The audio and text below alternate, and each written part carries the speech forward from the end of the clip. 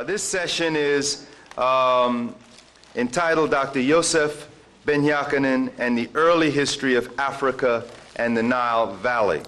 I think it goes without saying that this is perhaps the second most central area of concern and investigation that Dr. ben Jochannan has been involved in throughout his life's work. Our first presenter will be Dr. Sharcy McIntyre of SUNY State University in New York at Old Westbury. Sharcy.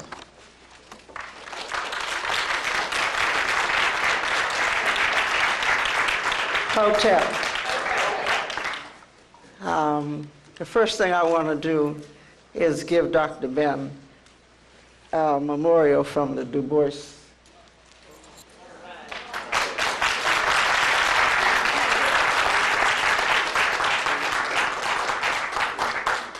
I didn't go to college till I was 36. I was the oldest Danforth, 40-something years old, and now I'm the one woman here in the afternoon.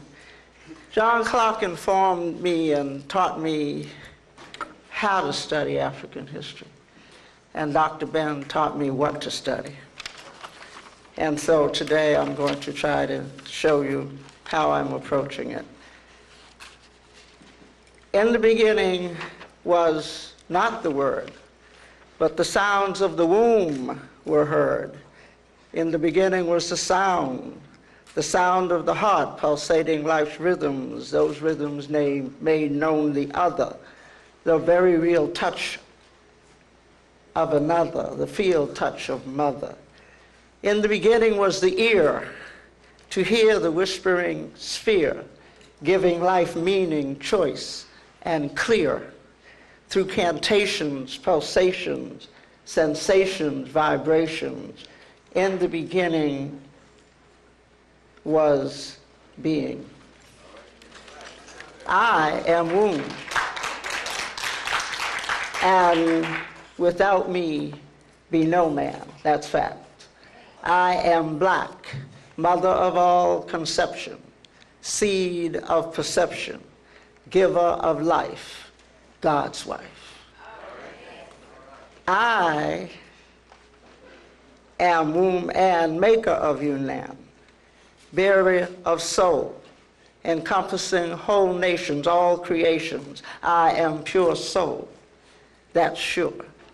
Black hide and black pride and freedom stride is my goal. Yet I wait, while pain dulls my brain. Looking for you to see me, black man. Looking for you to understand. Black girl is black world.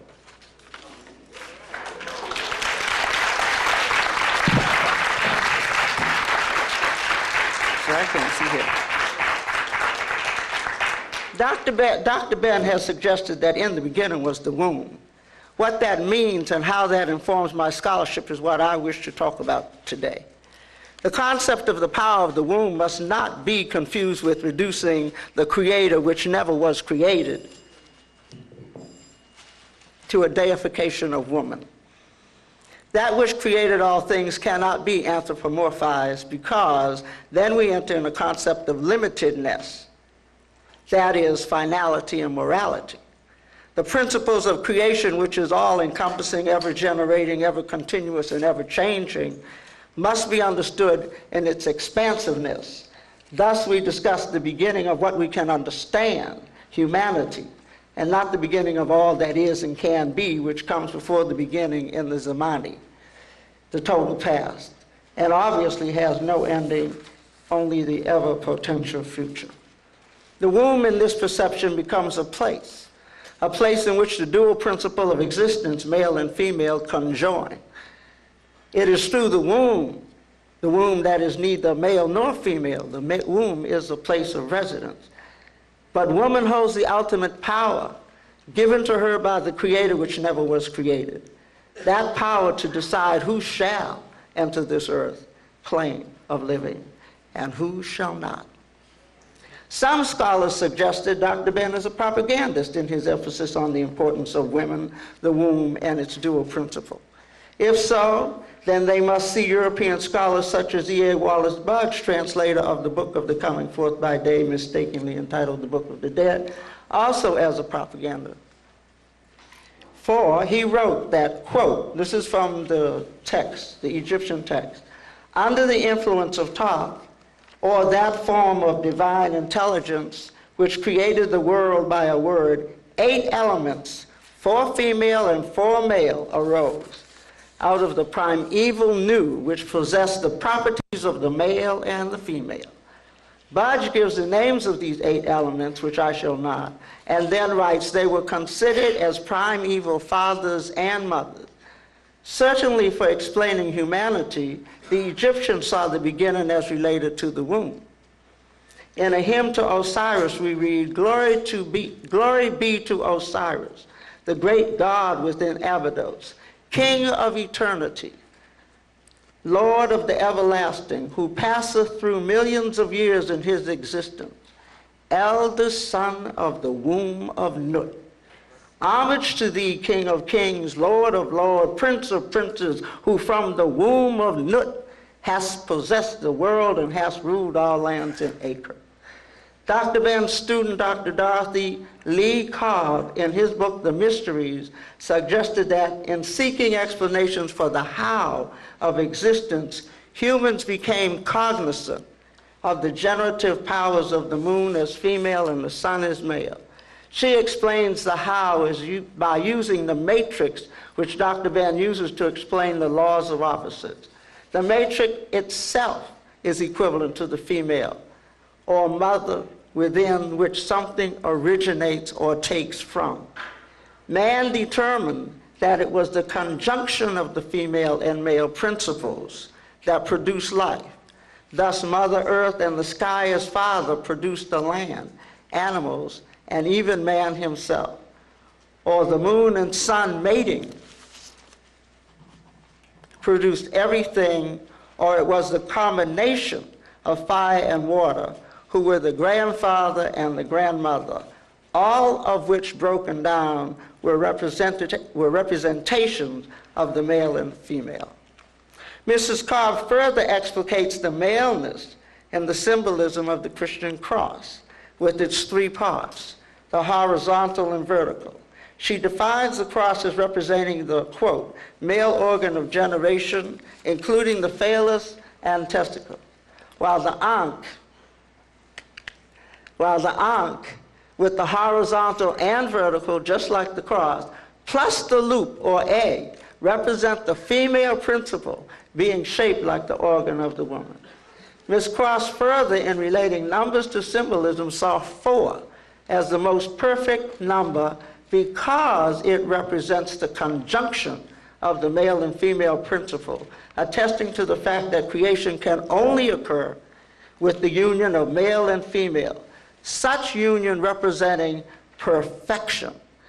From the union, Mrs. Cobb saw the child as humanity perfected, or the achievement of a form of immortality. She stated that, quote, man before he is born is a state of perfection, and he is in a state of perfection at death, and in between we're just in life. We need to understand that. That is what has happened. We find this dual male and female principle explanation in West Africa as well. I learned this from my eminent leader, Dr. Jeff.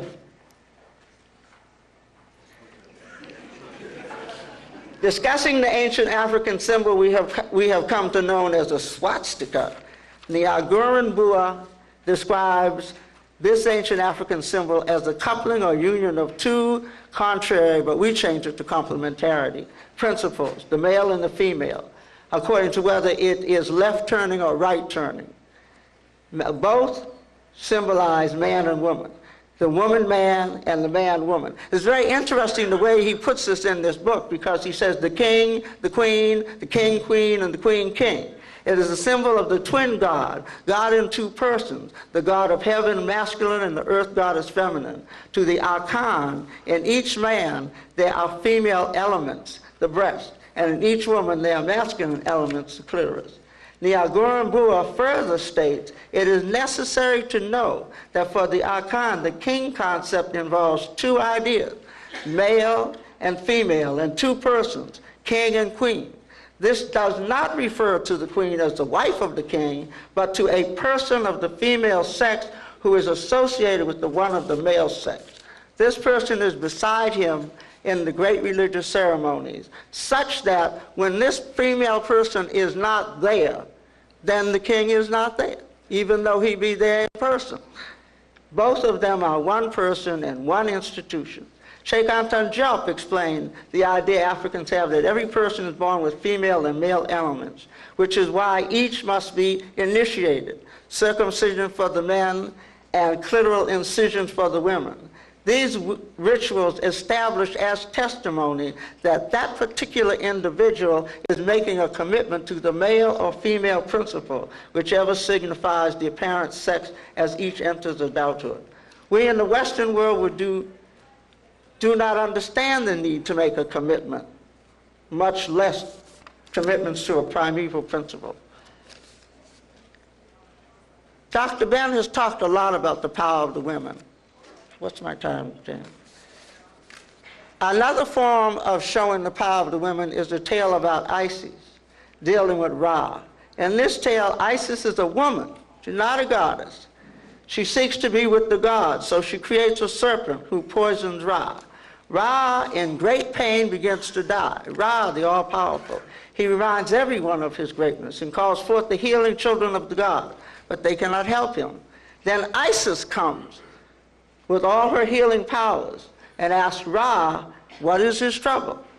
And he tells her how wonderful and great he is. He caused everything. And she says, yes, you caused everything to be created, but that which you caused to be created is now destroying you. Tell me your name and I will heal you. And he again relates his greatness, but he still has a lot of pain. And she says again, if you tell me your name, I will heal you. Ra tells her his name. And says, Isis shall search into me, and my name shall pass from me into her. So you see, even though Ra is the most powerful of all, he still has human frailties, and he still recognizes the power of the female as a healing principle. She says, it is I who work. It is I who make to fall down upon the earth the vanquished poison. For the name of the great God hath been taken away from him. May Ra live, and may the poison die. May the poison die, and may Ra live. These are the words of Isis, the great goddess, the queen of the gods, who knew Ra by his own name. From this little tale, we see that Ra, the supreme god to many Egyptians, suffered weaknesses, as I said. There are other female deities, if you go through Dr. Ben's work. Nut, goddess of the sky, through whom all must pass to find Ra. And Maat, who represents truth, righteousness, and justice. In a hymn to Ra by, and I don't know how to say it, N-E-K-H-T, we find passages referring to these goddesses. O thou beautiful being, thou dost renew thyself in thy season in the form of the disk within thy mother Hathor. The goddess Nut doeth homage unto thee, and the goddess Maat embraceth thee at all times. Thou goest forth over heaven and earth, made strong each day by thy mother Nut. Ra liveth in Ma. Isis and Nephthys salute thee. They sing unto thee in thy boat hymns of joy. They shield thee with their hands. Thy mother Nut is a judge to thy father Nu. The other important tale about Isis I also learned from Dr. Ben's book, but also through Dr. J doing a lecture at my campus, has to do with the origins of the Egyptian phallic worship that we see in the obelisk. There are different versions, but the tale I like is the one in Dr. Ben's Mysteries. Osiris the man had been murdered by his brother Set Typhon. Osiris's body was later dismembered by Set. Isis, the wife's sister, found all the members of his body except the phallus, which had been eaten by the Nile catfish. Because Isis was unable to find the phallus of Osiris, she erected a giant pillar we call the obelisk, which was worshipped by the people. This tale is interesting because it debunks that whole mythology of penis envy. It was a woman who put the obelisk there. It should be mentioned that before Isis reconstituted Osiris's body, she gave birth to Horus. Okay? Thus we can attribute the fish in the tail who ate the phallus as representing the female principle. And the condition for the birth of the son existed as the phallus was conjoined with the female. Horus was the fruit of the principle of generation, without whom it would have been impossible for the man Osiris to advance to another level of cognition, another level of development. Dr. Ben talks about the interpretation of the pyramid itself as a sexual symbol of the female principle, which would indicate not only the phallic nature of the belief systems held by the Africans, but the belief in a form of rebirth, as it could be seen that burial in the pyramid was analogous to the unborn child in the mother's womb. We make a major mistake if we look at the womb as analogous to the female genitalia. The womb is a residence which all humans known inhabit in their transition from wherever into this world, onto this plane, onto this level. Because of the reductionist quality of Eurocentric thought and language, the miracle of mother with child becomes denigrated to represent an accident which occurred because of lustful sexual intercourse rather than the spiritual event of moving the human species along its continuum of immortality. We also make a mistake when we discuss the power of women and think that we mean the lack of power of men. We mean both and rather than either or. Ra was most powerful, but Isis was capable of denuding him. It is difficult in this Western anti-female mother and child society to discuss the birth process as sacred and mystical in a manner similar to people who revere and appreciate the miracles of nature. For in fact, the Western world denigrates the female and all process seemingly solely hers as representative of Mother Nature and therefore inhering in some sinfulness. In the Old and New Testament, Satan the devil appears as a representation of evil and represents the demonic side of the divine wrath. And of course, in his temptational sphere in sexual activity, the role of the instrument of diabolical enticement devolves upon the woman. That's what you get. Eve is the etymology of evil. That's what Eve means. Many of us raised within the Eurocentric tradition find it difficult to understand Egyptian reverence for the woman, her female functions, and the recognition of the womb as the place of regeneration and immortality. We see God as an abstract being who relates to the physical realm, particularly the female's function, as if not downright sinful, at least representative of punishment for some original sinful act which plunged man into the abyss of this earth and away from the paradise in which he rightfully belonged. We need to think of God in some non-anthropomorphic manner, as I believe the ancient Africans did. Not as some pure white man diametrically opposed to and representational of the evil black woman. We need to think of God as being, creation in a non-gender signification. I refer to the Creator who never was as a spirit. And I get that from the Egyptian text. God is a spirit, a hidden spirit, the spirit of spirits, the great spirit of the Egyptians, the divine spirit. God is from the beginning and existed from the beginning, hath existed from old and was when nothing else had being. God is truth and liveth by truth and feedeth thereon. God is life, and through him only humans liveth. God is father and mother, the father of fathers and the mother of mothers, begetteth but was never begotten, produceth but was never produced, createth but never was created, is existent. The tradition of African people speaks to the communal, collective, and cooperative way, speaks to the laws of complementarity as opposed to the laws of opposition and individuality. Traditions are the reenactment of doing some things that have already been done. They are the recreations of those which are the best of our historical and cultural antecedents. They are the will of African people encompassing the vision to be as good as we were as we strive for our future generations to be better than we are. The African and therefore necessarily the African American tradition is one of togetherness. According to the African way, in the beginning of creation in the womb, woman and man, we were together. In the traditional social, family, and religious pattern, we were together. In the battles against the slave catchers, we were together. In the trek to the slave ships, we were together. In the slave castles locked in the cells, we were together. In the trek to the ancestral shores, we were together. In the ships changed to each other in life and sickness and dying, we were together. In the disembarking us at these new world seaports, we were together. In the slave auction blocks, we were together. In the seasoning process, we were together. In the enslavement as chattel, we were together. In the victimization through beatings, mutilization, rapes, and attempts at dehumanizing us by the slave owners, we were together.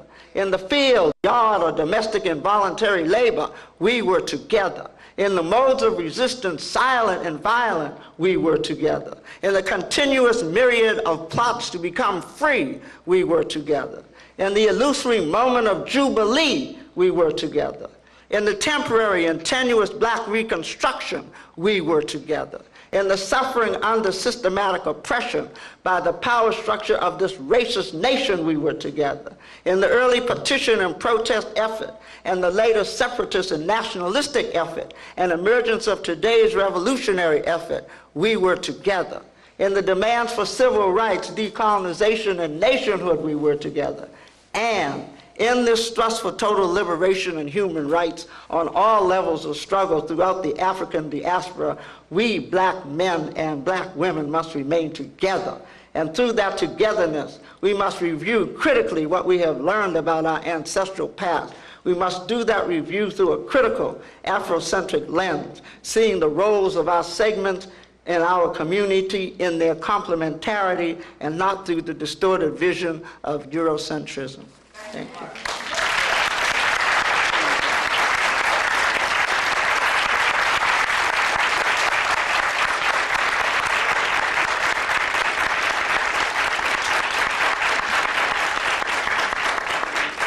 Thank you, Sharcy. Thank you very much for setting a model for the level of this panel in terms of both the quality and light of your presentation. I thank you also for staying nearly close to the 20-minute time limit. I will ask our next speaker to follow suit and perhaps reach the finish line a bit sooner. Brother Anderson Thompson from Chicago, professor at the Center for Inner City Studies, Northeastern Illinois University.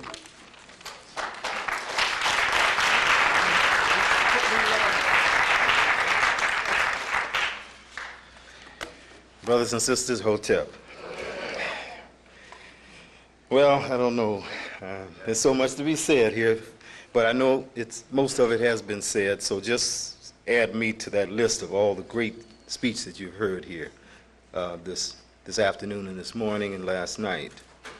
I'm deeply honored to have been invited to be with you this evening, to bear witness, to give testimony, to glorify and celebrate the achievements, works, and immeasurable contributions of Dr. Ben Jochannan. I find it very difficult to even formally talk from the written page when I think about Dr. Ben because he means so much to me, but I'll try. I'm proud to be a part of this great ceremony which reaffirms our African value system, which constitutes our very existence over here in this wilderness. As a representative of the Kemetic Institute of Chicago, a member of the ASCAC board, and member and National Commissioner of Research for ASCAC, I would like to just say that we should at least set some kind of framework for, and of course this is what we've been doing all this time, but brothers and sisters, we're at war, and in all its forms, whichever way you would want to describe it, we are at war in this country. And I don't mind saying that I'm a Pan-Africanist, and I'm fighting for a future for my children, for the children of Africa, sons and daughters of Mother Africa, fighting for a United States of Africa that will manifest itself through an African economic world community. I see those as future goals for our people as we move towards the 21st century, which means that in a very short while, less than 12 years from now, we will usher in a new century, a new 100 years. But not only that, a new 1,000 years. And I'd like to ask this body, as we challenge the ASCAC members up in Aswan, what are we going to do about it? Are we going to just wait around and let someone plan the next millennium for us? Or are we going to take matters into our own hands? Well, I think we have an example here to give us the path, to give us the direction that we so sorely need. And therefore, I would like to say that in some small way, I'll try to make my little tribute as quickly as possible to Dr. Ben, our champion, the principal warrior and descendant from a long line of African historical freedom fighters, that small body of intellectual fighters and defenders and lonely soldiers, because that's the way it's been, who led us back to Mother Africa. First with the spoken word, then the written word, and finally through Dr. Ben, who took us by the shoulders and kicked our rear ends up to Aswan, to Nubia. And that is most important. Because Dr. Ben stands as the vital linkage between our intellectual ancestors, warriors and freedom fighters from the 20th, 19th, 18th century on backwards throughout the African world. He is the vital linkage to those timeless armies of African redemptionists, Ethiopianists, Pan-Africanists, Garveyites, African blood brotherhoodites, and black nationalists. He is that vital linkage to those unrecorded events and unrecognized warrior heroes and heroines who with great sacrifice struggled courageously to uphold the African way. He is that vital linkage to our true history and culture as an African people. He is that vital linkage to those fearless fighters who, as watchmen and timekeepers, remained ever alert and on guard against Western white supremacists who attempted to loot, steal, and falsify ancient history to that tiny unit of early African historical guerrilla fighters who took up the intellectual arms that we now benefit. I would like to just take out 5 pages and go to the next point. And that is, during the 50s and the 60s, 3 wise men from the East, Dr. Ben, Professor Clark, and Professor Jackson, came to Chicago. Not once, not twice, but many times during the years, bringing us spiritual and intellectual and historical nourishment for the thousands of black casualties and victims in the Midwest. We never tired of hearing Dr. Ben, Clark, and Jackson address hundreds of us, and as Dr. Crothers spoke to you, how they would stay with us, they would sleep with us, and would stay from time to time, spending evenings all the way into the midnight sessions after traveling with us through this long and tiring struggle. But let's get back to this tradition that Dr. Ben is a part of, because he's a part of those brothers and sisters who centuries ago, and I'll have to sort of repeat some of this, who were part of the great Pan-African stream. I'm sort of leaving off the integrationist stream as much as possible. And that was, of course, we've mentioned David Walker. I wanted to go through their works, but I'll just give the names. Hosea Easton, Reverend Henry Highland Garnett, Martin Robinson Delaney, James Theodore Holly, Edward Wilmot Blyden, who matched their one pamphlets in their travels of hundreds of miles by whatever means necessary to fight against hundreds of volumes of white scholarship in the coming, that came from the white social scientists. It is to those black men and women who battle against 1,000 lies, insults, and injuries aimed at us by both the black and white scholars against Mother Africa that we are here to celebrate Dr. Ben, because he represents the linkage to that great line. Alexander Crummell, as I said before, Henry McNeil Turner, J.E. Casely Hayford, Dusé Muhammad Ali. To those who suffered humiliation and scorn from members of their own race, kin, and family for their steadfast devotion to the cause of Africa. We are here to pay tribute to Dr. Ben. Henry Hubert Harrison, Charles Seifert, Drusilla Dungy Houston, Marcus Mosiah Garvey, Amy Jakes Garvey, William H. Ferris, Dr. Willis N. Huggins, Dr. William Leo Hansberry, and Dr. W.B. Du Bois, Arthur Schomburg, John Edward Bruce, and Richard B. Moore. There's such a line of heroes and fighters. Lorenzo Dow Turner, Noble Jew Ali, J.A. Rogers, Carter G. Woodson. And of course, Carter G. Woodson said a very important point. The more you read The Miseducation of the Negro, the more you realize how miseducated you are. He said that the most successful black leaders were those who either had no education or recovered from the one they received from the Europeans. Okay? And so we pause for Dr. Woodson, but we must keep moving on. The Honorable Elijah Muhammad, and of course, Professor George G.M. James, and our eminent and most important stalwart in West Africa, Professor Cheikh Anta Diop, and Dr. Chancellor Williams, and last, Professor John Henry Clark and Professor John Jackson. That's just a list of those freedom fighters. And where am I at this point? Oh, that's pretty good. That's pretty good. Okay. Now let's talk a little bit about some of the points that have been raised this evening, but I'll at least try to reemphasize them, because Dr. Ben challenged more than 30 million blacks in this country to love Africa. And, you know, that's very difficult, as Dr. Crothers had mentioned, to the red, white, and blue-ites versus the red, green, and black-ites. It's been a real problem. So number one, Dr. Ben, the writer, self-publisher, distributor, wholesaler, and retailer of his own creative works to his people. Number two, Dr. Ben, the messenger, as Professor Clark would describe him, the timekeeper, who tells African people what time it was, what time it is, and what time it's supposed to be. Who traversed the USA, the Caribbean, South, Central America, the continent of Africa, and Europe with his Pan-African message to the sons and daughters of Mother Africa. Number three, Dr. Ben, the spiritual father of the Pan-African movement, always there. Number four, Dr. Ben, the activist, from the African grassroots to the grass-colored American grass tips, who was always there. Dr. Ben, the African philosopher, shaper of ideas, concepts, revealers of the African way, the African worldview, through his actions.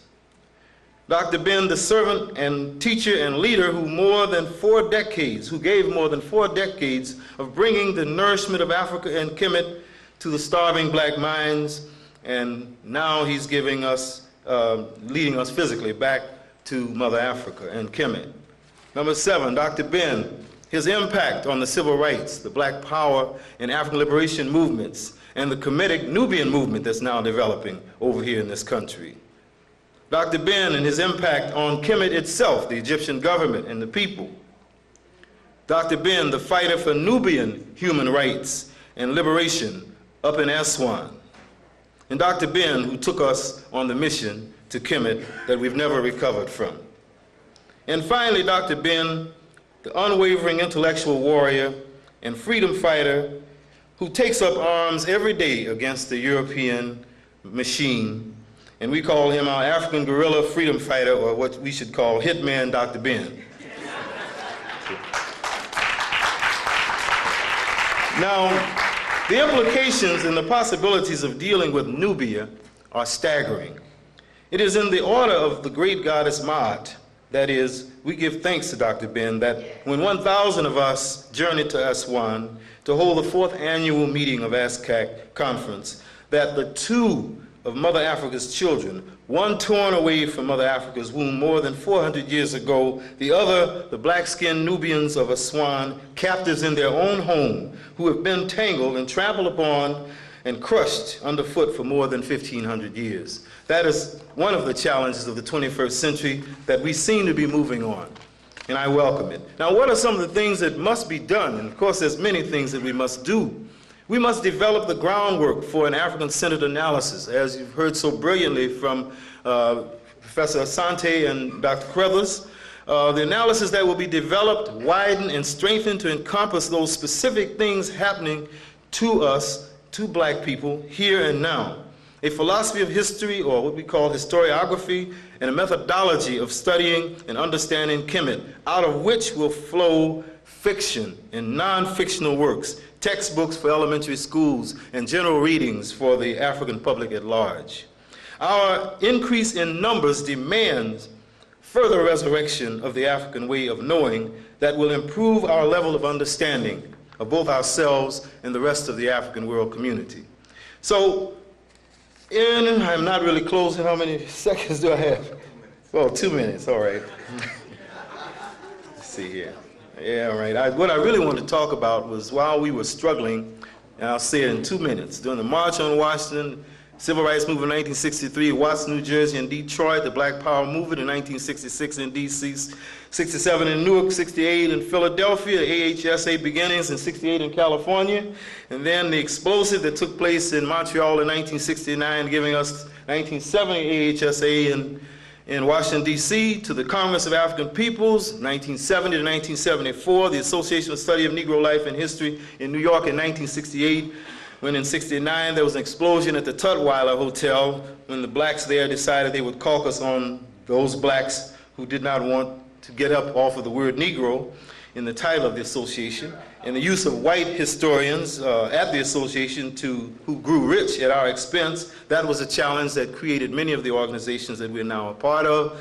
The National Black Political Assembly of Gary 1972, Little Rock 1974, Cincinnati 1976, African Liberation Day marches 1972 to 1974. Why is this important? Because our approach to history should not be a lineal, local, chauvinist approach. While this was happening, Dr. Ben was everywhere. All during this, he was there. If it had not been for him, we would not have had a perspective on how to deal with many of these situations, especially the great confrontation that took place from 72 to 74 between the so-called black Marxists and Pan-Africanists, or black nationalists, or whatever you want to call that group. We have a very rich history. The reason I gave off this is because we will have to sit down, all of us, and empty our minds, which Brother Larry and Shashay and Jake and the rest of us have discussed, so that we can put this in context for our young people, because we're missing a very sizable linkage in the history of our people, and we don't want to have another 40-year intellectual default of what has gone before us. So if we want to make the future a United States of Africa for the African world community, then we will have to look back at the past, but you must remember that all history is written with an eye towards the future. It's written in the present with an eye towards the future. It's never a look backwards. We're always looking at the past because we know what we want the future to be, and therefore Dr. Ben is an outstanding example of that future, because his future is now over in Kemet. He's starting his new, well, I don't know how many phases of boyhood he's had, but he's going into another one now, and his rebirth is our rebirth. And I'd like to thank you once again. Brothers and sisters, Hotep.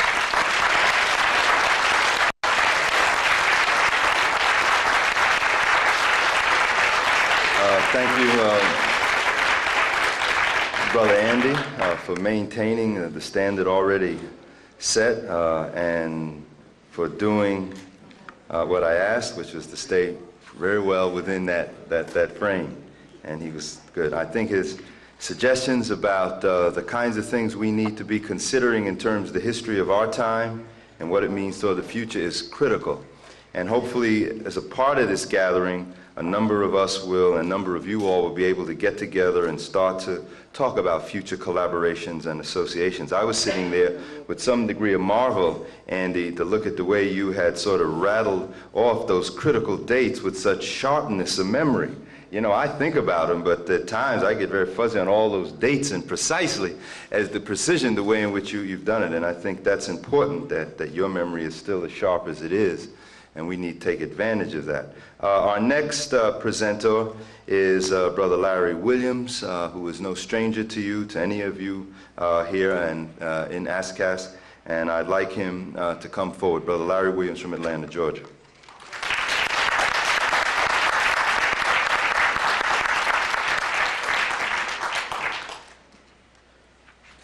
I'd like to say Hotep to everyone. I'm really pleased to be here. when Professor Harris called me and asked me to participate in this symposium or colloquium, I was somewhat overjoyed because many times you think about a person who's alive and doing research, you know, sometimes you never get a chance to tell them exactly how you feel and how to appreciate them. But Dr. Ben is special for me because I became aware of him in 1970 when he first published Black Man of the Nile. And Dr. Clark and Malcolm had woke me up earlier, but Dr. Ben kind of put that fire in my brain. And ever since then, I've been trying to follow him, buy everything that he publishes, find every article that's been written on him or by him, and part of that is part of the bibliography and study guide in the paper I'm about to present. I want to first dedicate this to first, my mother, who's deceased, who always supported me in my blackness, to my wife, and my daughter and my son, who are at home in Atlanta, keeping the fort down. Yes. I'd like to start also by giving a quote by one of our presenters who will present tonight, Dr. Asa G. Hilliard, who's like a brother. The first time I met him, he was like Dr. Ben. You meet him, it's like you knew him all your life. Asa had written in a study guide of his a special quote, and I think this crystallizes what Dr. Ben means and what he teaches. Asa has written, "A people without a memory or with a false memory is a disabled people. They have nothing to process, or more likely, they have garbage to process. For too long, African Americans have been deprived of a true history. This means functioning without a vital asset that any people requires. The rescue and reconstruction of Kemetic history is but one small part of what should be a grand design for the rescue and reconstruction of the full picture. The culturally disarmed cannot stand as peers in a culturally armed world." And that's us. And that's the commitment Dr. Ben has had for 50 years. We've had many references to many people throughout African American history and African history and the search for ourselves. But I want to start by regurgitating some of those names and some of those instances. Because in the beginning of any history of Dr. Ben, one must begin with the achievements of us and Africans in the Nile Valley. Many students are heirs of the world's first recorded civilization in Kemet. The indigenous Africans of the Nile were the world's first writers, creating the Medu Neter. These noble Nile Valley Africans endured for nearly 3,000 years of unbroken, uninterrupted, recorded civilization. They developed religion and the beginnings of art and medicine. From inner Africa, Tasseti and Nubia, the world's first nation on earth, was 300 years older than Kemet. The first records of the human family comes from the rich earth of Africa. Science has belatedly conceded that the African woman of 200,000 years ago is the mother of mankind. And this is something that we really have to think about. Malcolm used to say that if you watch Newsweek or watch Time magazine, because if they put something concerning us on the cover, either it's something that's irrefutable truth, or it's a lie they're trying to pull over our eyes. And I think when they come out with that cover with the sister and brother, even though it was artistic drawing, the truth is coming from the rafters. This discovery, in one flash of time, has vindicated the work of Bernard Ingenio and the Hominid Gang and countless other Africans who ravaged the soil of Africa searching for their mirror image of 1,000,000 years or more ago. It was Africans that developed the classic expression of education in Kemet at Apet Asut. The search for the history of early man and Africans in the Nile Valley is an old subject among African people. You heard Hosea Easton. There were people such as James Morris Webb. There were people such as Raphael Powell, who wrote the book, The Human Side of a People and the Right Name. Of course, Edward Wilmot Blyton, as early as 1886, wrote of his visit to Egypt and his African ancestors of the Nile Valley. This is what he said: "This, thought I, was the work of my African progenitors, The feelings came over me far different from those I have ever felt when looking at the mighty works of European genius. I felt I had a peculiar heritage in the Great Pyramid built by my African ancestors, or by the enterprising sons of Ham from which I descended. The blood seemed to flow faster through my veins. I seemed to hear the echo of those illustrious Africans. I seemed to feel the impulse of those stirring characters who sent civilization to Greece. I felt lifted out of the commonplace grandeur of modern times, and could my voice have reached every African in the world, I would have earnestly addressed him, "Retake your fame," which was the address given by Dr. Carruthers in Kemet as part of the many addresses given to the thousands of African Americans and African diasporan people who went to Kemet this past summer. Even Frederick Douglass was captured by the legacy of Africans in the Nile Valley while visiting Kemet in 1886. Douglass not only visited the Sphinx, he was so inspired that he climbed to the top of one of the pyramids. There were countless other African Americans who were taken by the smell of Kemet. George Wells Parker, an African American medical student from Omaha, Nebraska, of course you know, wrote in 1918, The Children of the Sun, which documents the African origin of Egyptian civilization. African American women were not strangers to the field also. You've heard of Drusilla Dunjee Houston, who published the wonderful Ethiopians of the ancient Kushite Empire. And many of these books, and we talk about direction and what we need to do to follow in the path of Dr. Ben. I remember coming across Drusilla Dunjee Houston's book in 1972 at UFC, or University of Chicago's library. A brother and I Xeroxed the book. It shows that many of the works that some of our scholars don't pay attention to are locked up in some of these libraries, and it's our duty, if you're a student or if you can get in, to Xerox the book and spread the book. Asa always mentions about the use of the Xerox machine. It's like a guerrilla tactic. We have to spread this information. Of course, there's William Leo Hansberry and George G.M. James, who were staunch in their writings of the African foundations of Kemetic civilization. It was Hansberry who for over 50 years waged a holy war against academia, who refused to acknowledge the Africanness of Kemetic culture. James broke down the crumbling matchbox supports of Grecian civilization.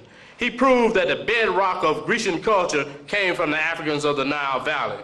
Nevertheless, the battleground over the heritage of Africans in the Nile Valley is still raging. It has been the frontal assault of Dr. Yosef ben Jochannan, which has inspired thousands of African Americans and African diasporan people to reclaim Kemet as their own. It is the meticulous research into the roots of African history that has endeared him to the scholar, the cab driver, and the everyday African of the street. Born in the Beta Israel community of Ethiopia in 1918, he spent his early years in Cuba, Puerto Rico, and South America. This is important. You know, a lot of times we get the history and the meat, but we need to find out what inspired this man to take on this task. Really? What blew his mind about Kemet before he even went there? As a youth, he was ridiculed, and this is the proverbial experience most of our people go through. He was ridiculed by a teacher who had said to him, paraphrasing, "You don't have a history." So what do? We start reading, we start searching. Dr. Ben was fortunate enough to have a father who was a student of African history. His father was a Garveyite in Cuba, as well as a Mason in the Ethiopian and Egyptian lodge. His father, as response to the incident, gave him a key to his library. There, Dr. Ben read of the history of his people in the Nile Valley and received information on the origins of man in Africa.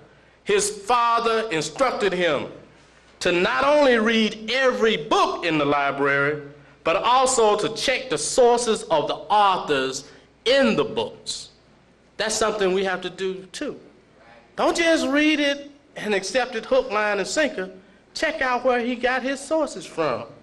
That's something Chancellor Williams also tells us. This will train a young Ben Jochannan in a research methodology that has carried on throughout his life. His books are masterpieces of information and documentation.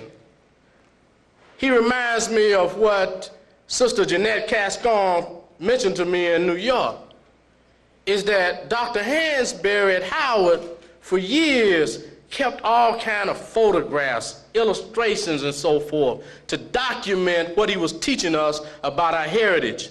And you just can't pick up Dr. Ben's books and not find your image, a map that brings home a crystal clear lesson. The hunger for knowledge of his people pushed young Ben to bolder exploits. We'll skip on because I got 10 minutes, I gotta go.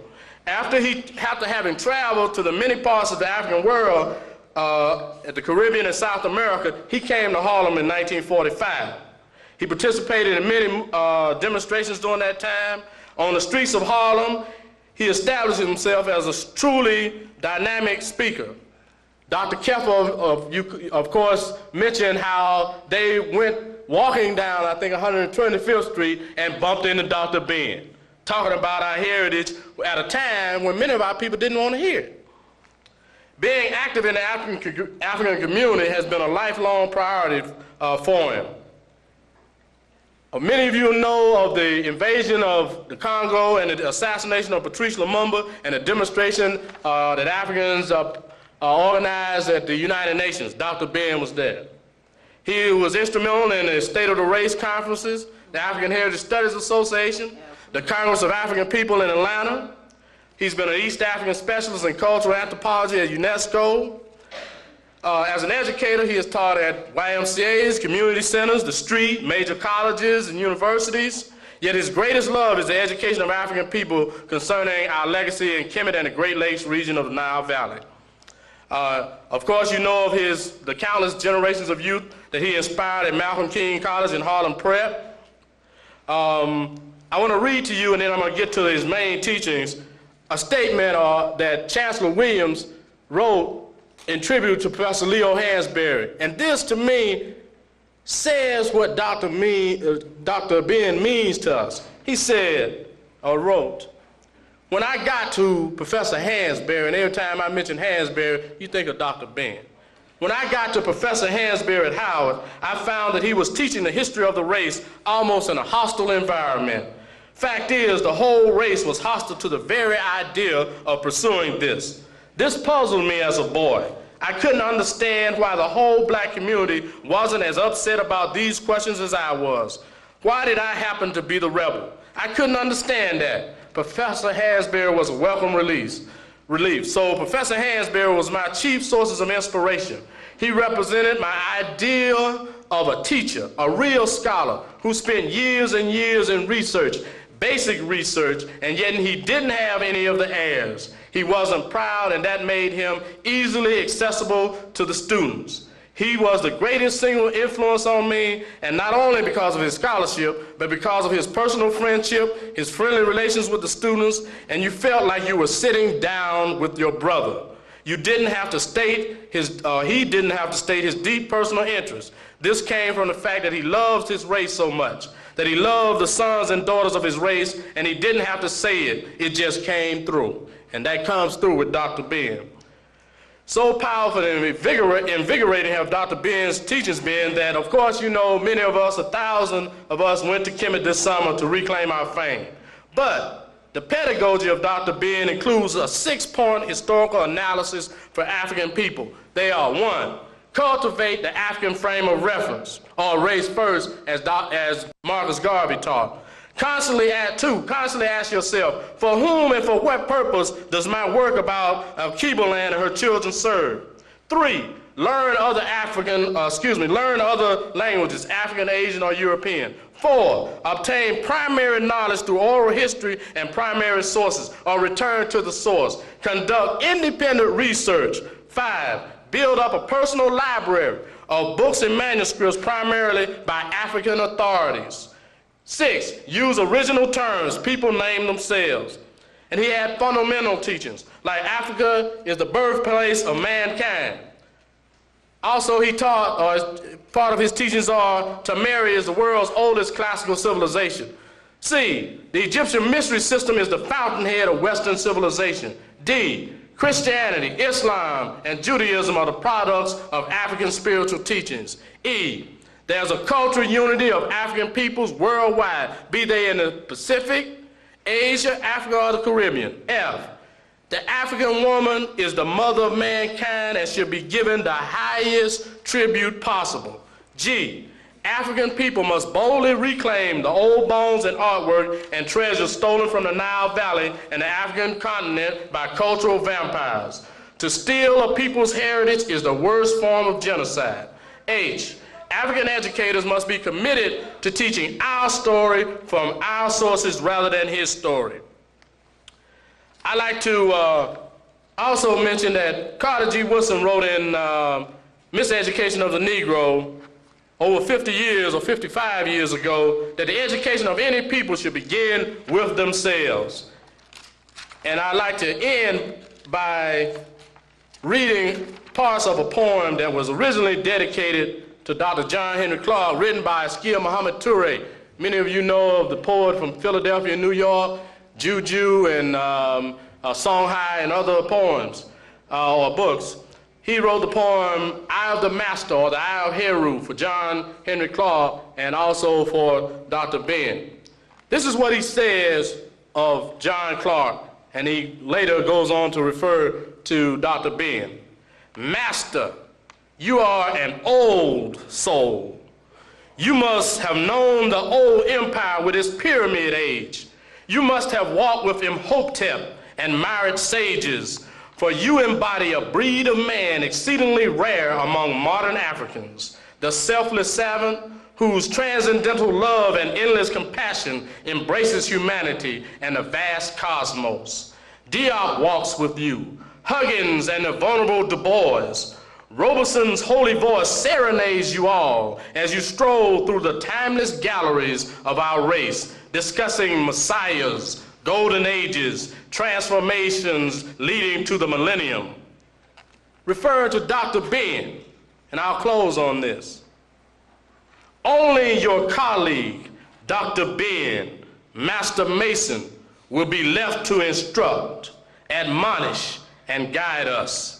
Brilliant and prickly, wondering why we dunderheads are so slow to pick up on the knowledge. Ben, who sternly rebukes a hazy response to any obvious inquiry with, God, you young folks must dig, dig, dig, research, research, and lose much, much sleep. And one last point is I challenge the students in the Africana Studies program at Cornell and the directors to compile an audio library, if possible, of Dr. Ben's lectures here in his 15 years at Cornell.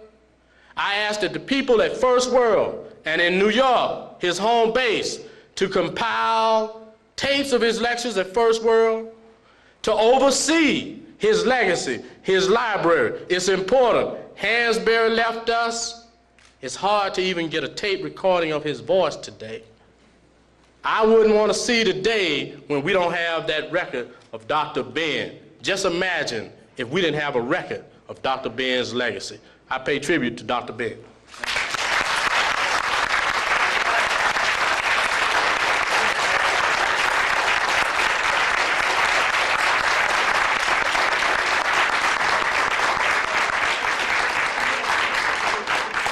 Well, thanks very much, Brother Larry. Thank you for those words and insight, and mostly thank you for your suggestions and your challenge. I hope that those of you out there, those of us, have heard him well, and will take him up. After our next speaker, we will indicate exactly what the very next steps will be in terms of preparation for this evening.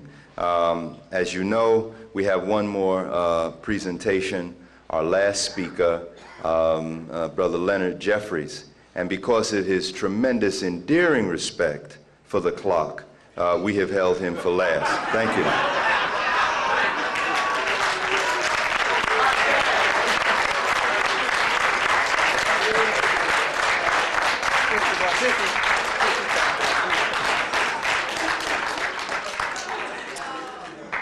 Hotep brothers and sisters, wake up. This is going to be real, James. I think I've had this conviction for some time, and I think most of you will agree with me that after Brother Turner's last remarks, he's been at Cornell too long. We need to bring him down home, back to 125th Street, 135th Street. There's something they call African time. That means doing the thing at the right time.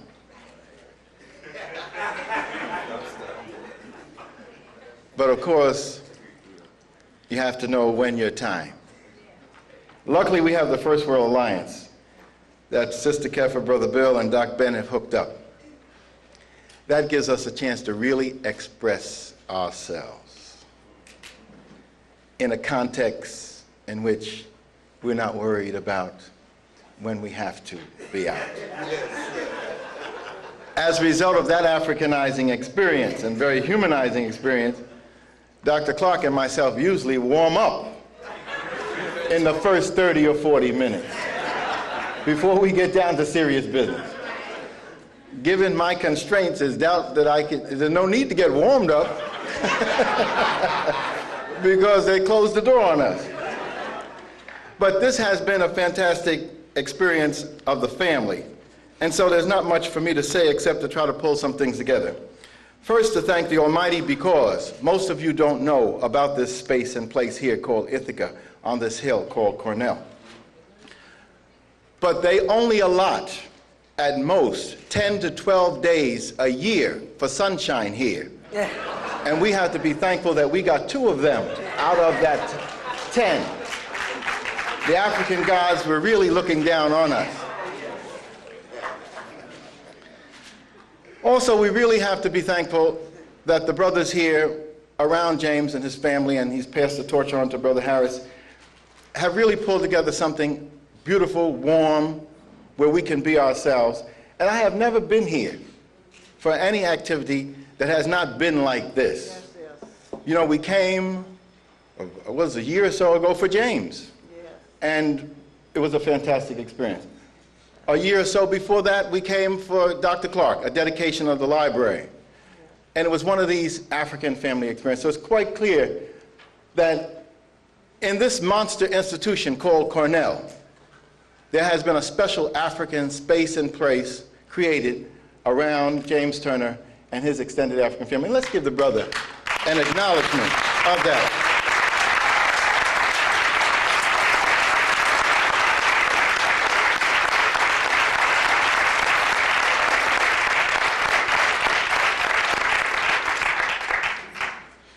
But of course, today our major focus is Dr. Yosef ben Jochannan.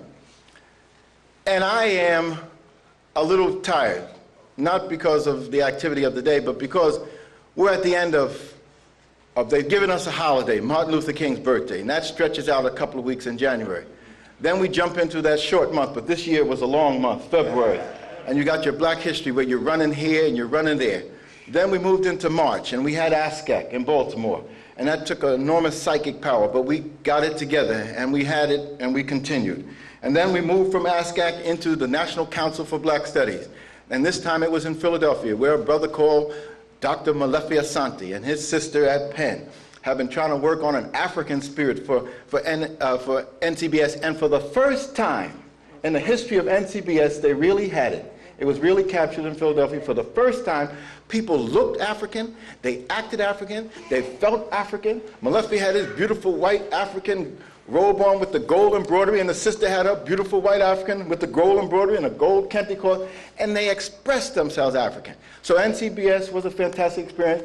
I had a beautiful experience in the Philadelphia community when I ran to speak to some folks, and they kept me there for 4 hours. Then we went to Washington. AHSA, that's a special part of the family. And this was a tribute to Dr. Clark, 20 years. And it was a together thing. It was the family again. Who was there? Dr. Asa Hilliard had come in. But see, now we don't even travel alone anymore. You see, if you are together and correct, you got somebody with you. If it ain't your wife, Well, let's not talk about your girlfriend. If it ain't your wife, then it's your children, or it's your students, or it's your colleagues. You go with somebody to share the experience. And that's why I'm so glad that it's such a family affair here, that we do have all of us considered a part of Dr. Ben's extended family, and you have his blood family with him. That's what it's all about. And of course, we're in the Turner family bailiwick. So it is about this family prospect. In AHSA, we're moving to another level, we hope, a very African level.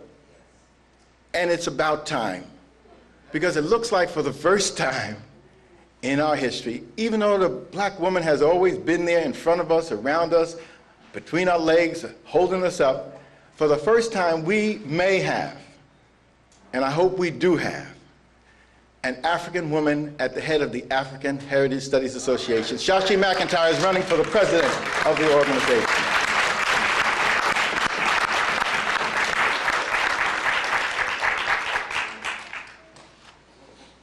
And then, of course, that wasn't it. That's why I'm tired. Rosalind and I, along with the Turners, are planning to escape down to Brazil to relax.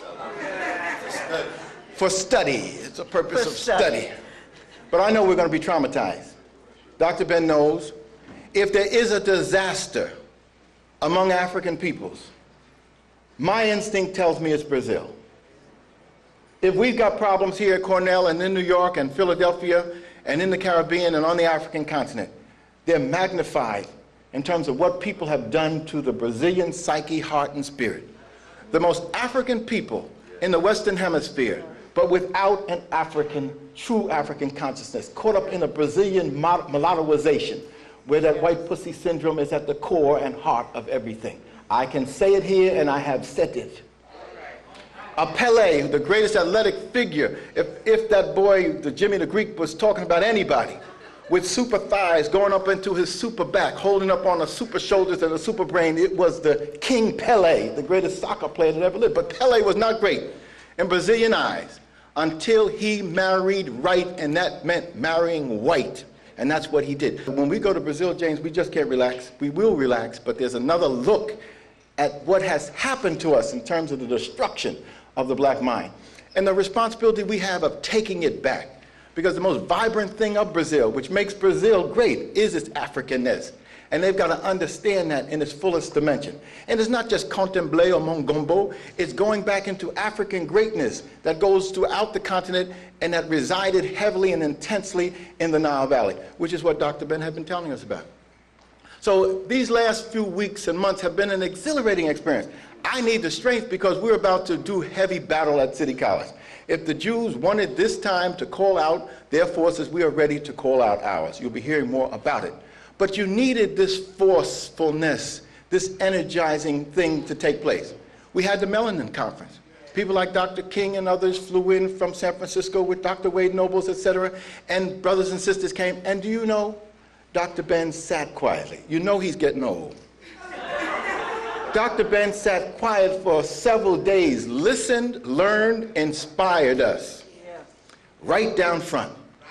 The last day they had the final session with the panel, got up on the stage, and they were supposed to be ending this thing. And so I asked Wade Noble, I said, Wade, are we supposed to be up here? And he said, well, you know, we want the few people focusing on a melon. I said, good, so I sat in the back. I said, well, what about my wife? He said, well, maybe she can come on up. I said, what about Dr. Ben? He said, well, Dr. Ben is going to be all right. He's sitting right down front. I said, wait, that ain't going to work. You know, Dr. Ben sitting down front, he ain't going to be happy just sitting down front. Sure enough, as fate would have it, Rosalind got a little spiritual inkling and said that we should be doing more than just meeting. We should be doing something. And then the brother Malachi got up and he said he felt that something should happen too, and that he was not happy that we were here and we haven't put something together. We haven't structured something to do something for our people. And then the spirit started to spread to those brothers. I saw them getting nervous and antsy up there. And then somebody said, well, if you need some help, we'll help you. That's from the audience. You know, black folks caught up into this thing.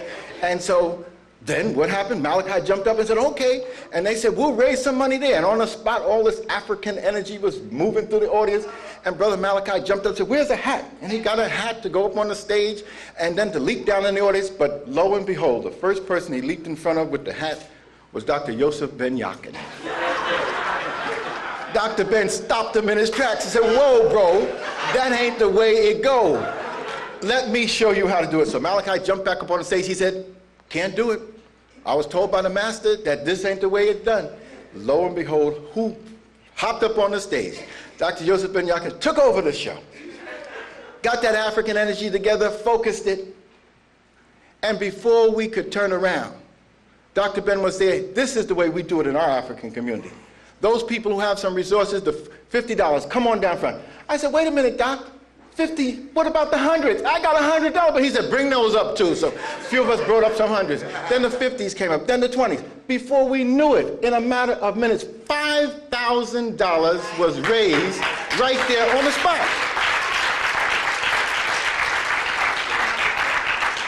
As quiet as it was kept, it was 4,700 and something. But an African sister, and the African woman has the resources, we know that.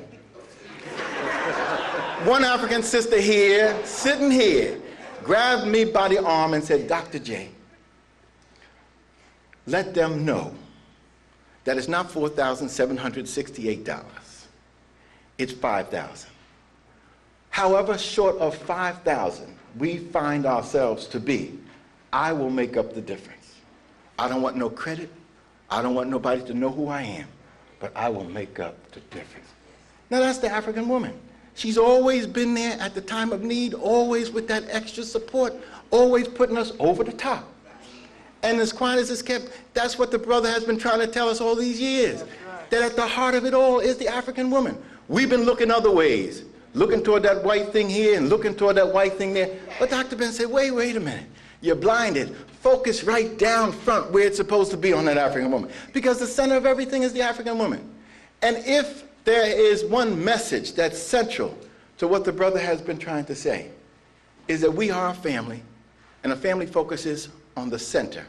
And the center for Africans is the woman. And you got to understand that. If you can't build with the woman, the African woman, then you can't build.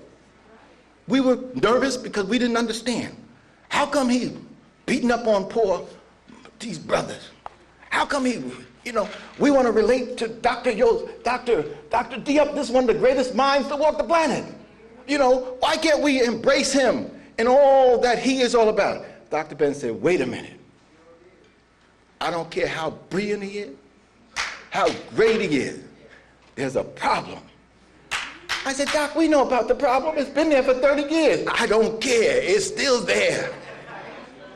Ain't no justification for it. The Senegalese women are the greatest African women on the planet. They stand atop anybody in terms of dignity, intelligence. There ain't no excuse for it. And he made us question. We related to Dr. Diop as a brother and elder, but we knew there was a question mark that was very real for us. And the only person who had the strength to do it was Dr. Yosef Ben Jochannan. And I have to tell you, I know what he meant. It became real to me when we went to Senegal, Dr. Clark and I, and we went to the home. Dr. Diop had died, but a medal had been prepared for him to give to him, plus a plaque. And so we felt we should continue the process which we had started, which was to take it to him. We met his son. Dr. Diop had 4 sons, brilliant young men with his great African genes. And they're nuclear physicists. The youngest one's a medical doctor, etc., carrying on his tradition. But when we went to the home, there she was. And when we went to give the medal, and we thought the eldest son would take it, and there she took it.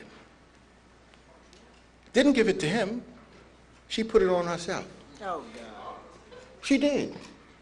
I'll never forget it. But it pointed up to me this enormous contradiction we have when we do not put the African woman at the center. We compromise that genius that is African. Diop's children, no matter how great they are, will always be conflicted because they will have that European mother in the middle of their psychic center. And if you do not have an African mother at the center of your psychic being, you can't be real, you can't be whole. So we need to understand that, and thank you, brother, for those types of things.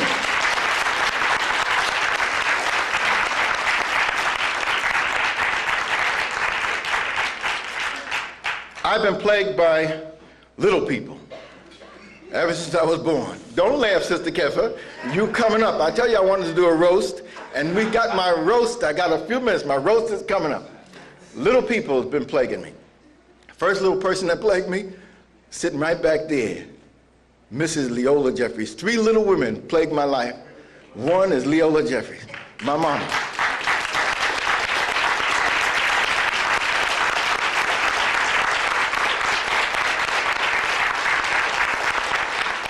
And she's the one that pushed me toward Africa. She's the one that pushed me toward our history. She's the one that gave me these books first. She was the first teacher. And then, when it quiet as it's kept, her father, my grandfather, was a Garveyite, so she had a foundation. And then as I grew, there was another little woman that grabbed me after I came back from Africa. This one was from Harlem, my little Harlem flower, Rosalind Jeffries. And of course, she kept me honest in terms of Africa too, because that was where her heart was. So we've been able to go as a pair and deal with this enormity of our culture and our history. And so and in doing so, we've been relating to these elders in a family way, to Dr. Clark's, to Dr. Ben's, in ways that you don't know how great it is for us to have this type of relationship. There may be disagreements. Rosalind disagrees with me on it, but there's a love no matter what. And she'll defend Dr. Clark and Dr. Ben no matter what. And I have to appreciate my lady because she'll defend me. She knows I'm out there doing all these different things for the people. And she knows that that's my mission. And she's got to help me and she's got to support me. That's what keeps Dr. Ben. Gertrude knows. He may not be bringing the bacon home, so Gertrude goes and gets some bacon herself so that everybody can have something. Because he's doing the work of the race. And if you're doing the work of the race, there's other people that got to do some other things. That's what it's all about. And then lo and behold, in the middle of my life 10 years ago comes another little old lady. And then she comes with a big man, too, to protect her. Sister Kefa Jones. And of course, she met Dr. Ben.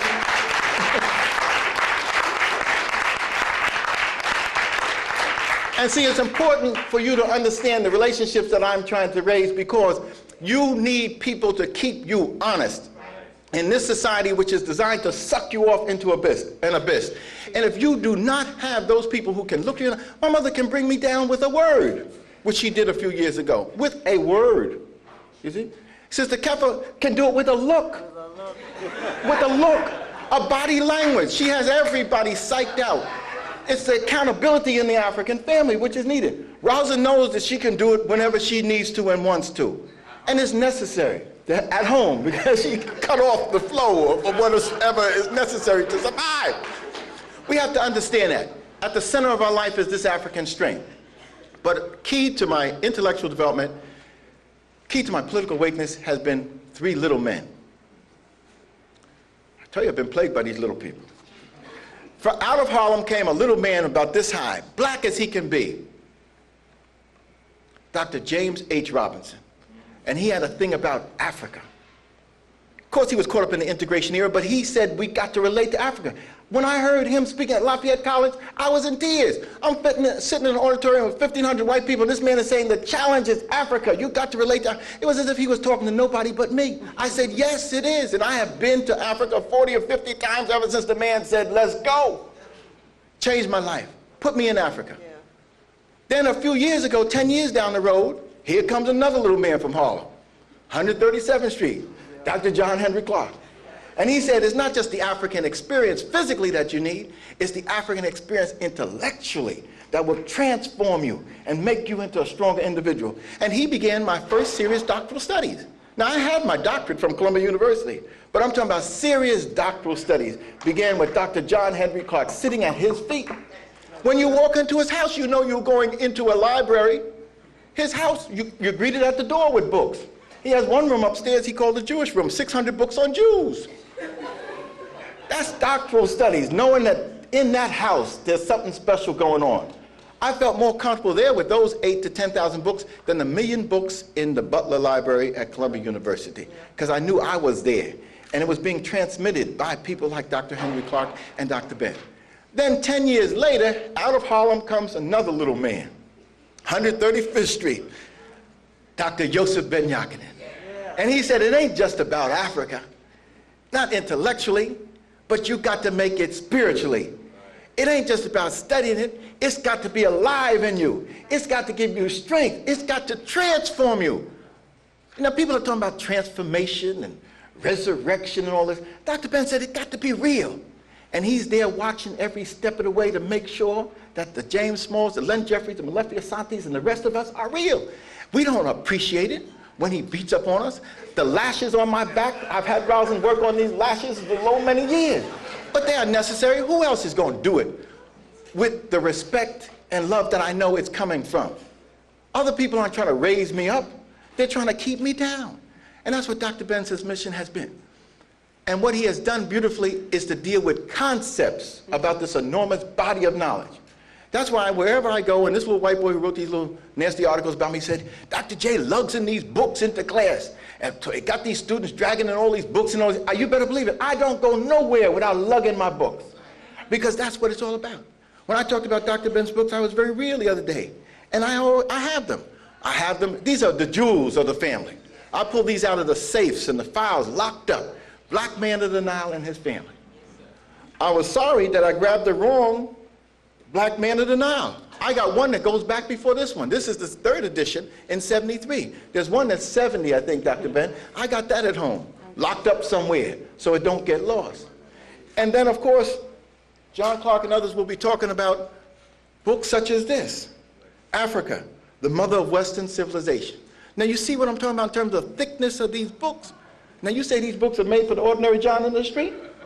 They're made for all of us, the John in the street, the scholars. Do you think I got any of this at Columbia University or the University of Lausanne in Switzerland?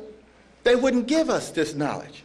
And of course, I just was able to obtain, I have a copy of this at home. My brother Small said he was going to give me a copy, African Origins of the Major Western Religions.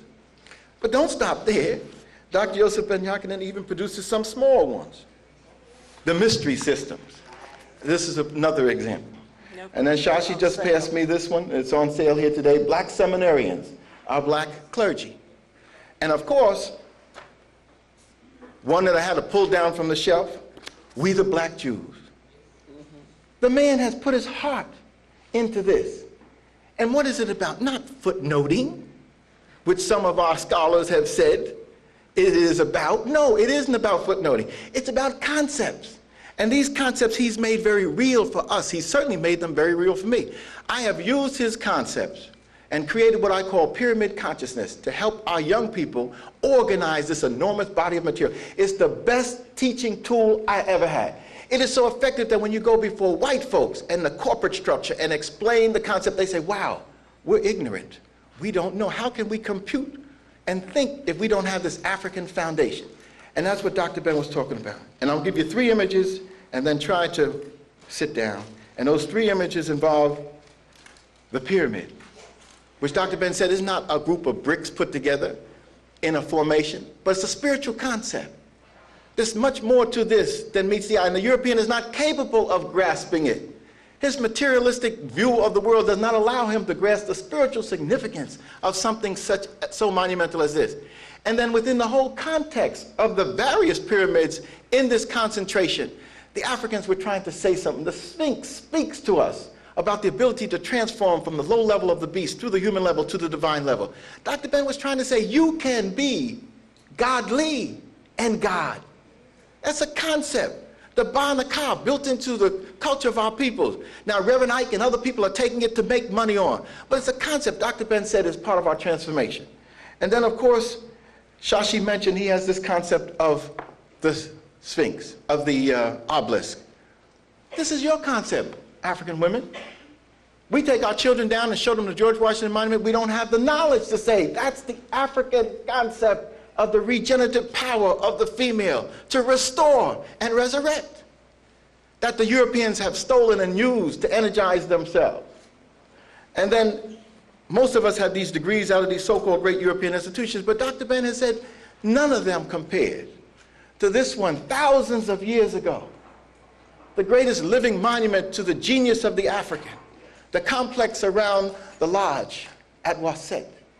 And the pyramid, the temple complex at Karnak was attached to it by a row of sphinx.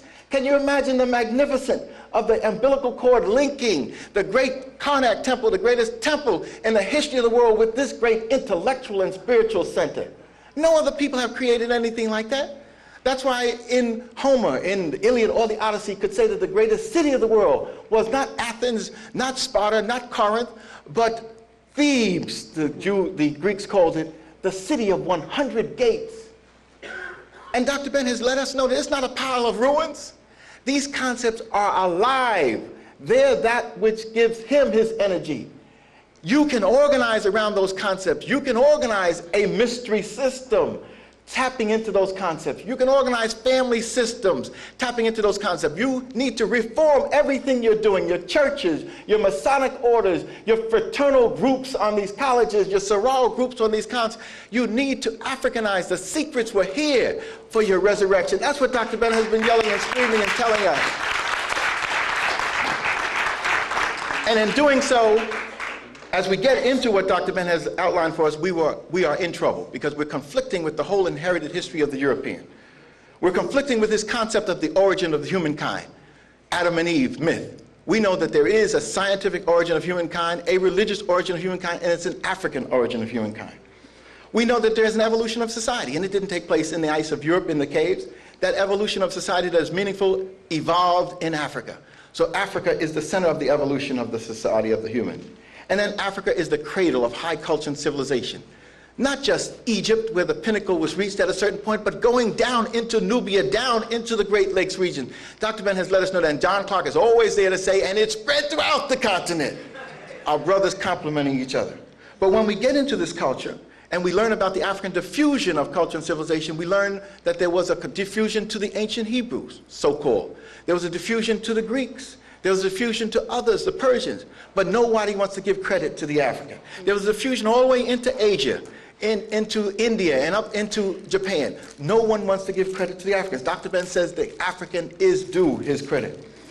There is what we call the stolen legacy of the Greeks. There is what we call the African Judeo-Christian heritage and Islamic heritage. And there is an African factor in the world which we have to use to build upon. In building, there are what I call 7 passages we have to go through. Those 7 passages are: we need an African socialization. We need to inculcate the value systems of Africa for our people. We need an African acculturation. We need to begin to think of group and collective behavior as we do the things that we need to do. We need an African spiritualization, learning about the moral and ethical values that our people left as a legacy for a world. We need an African collectivization, doing things together for a meaningful purpose. And that African collectivization will lead us to an African communalization. Not moving out of our communities like the European tells us to do in order to be achievers, but staying with our communities, building them together.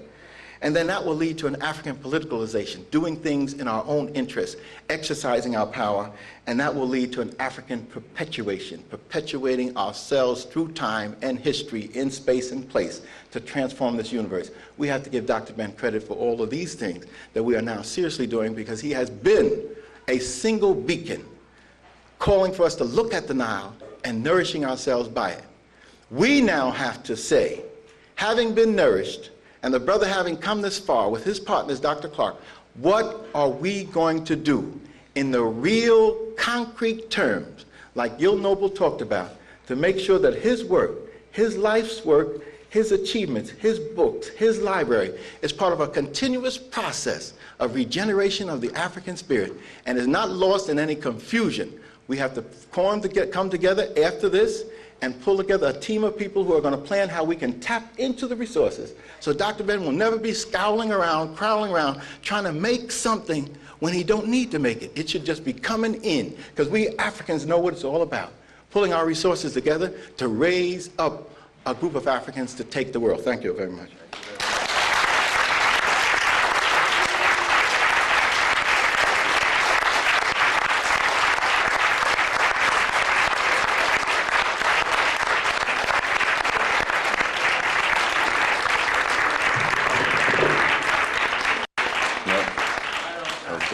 Right on time. Thanks, Brother Len. At this point, of course, we conclude this afternoon's program with the conclusion of this session. The formal part of the day's program ends until this evening. As you can tell from the program, we will be reconvening in about 2 hours from now for the banquet.